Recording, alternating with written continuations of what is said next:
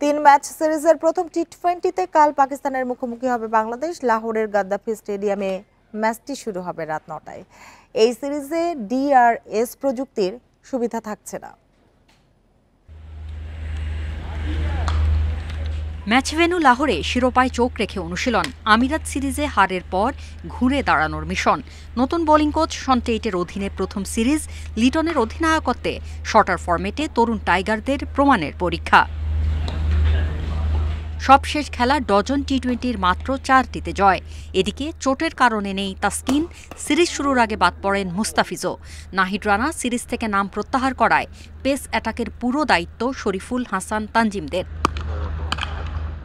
একাদশে তাদের সুযোগ পাওয়ার সম্ভাবনাও জোরালো।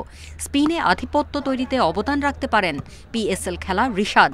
ব্যাটিংয়ে লিটন শান্ত হৃদয়ের অভিজ্ঞতায় আস্থা রাখছে ম্যানেজমেন্ট। সামর্থ্যের বিচারে একবারের বিশ্ব চ্যাম্পিয়ন পাকিস্তানের অবস্থাও খুব একটা ভালো নয়। 2024 বিশ্বকাপে প্রথম রাউন্ড থেকে ছিটকে যায় ম্যান ইন গ্রিন।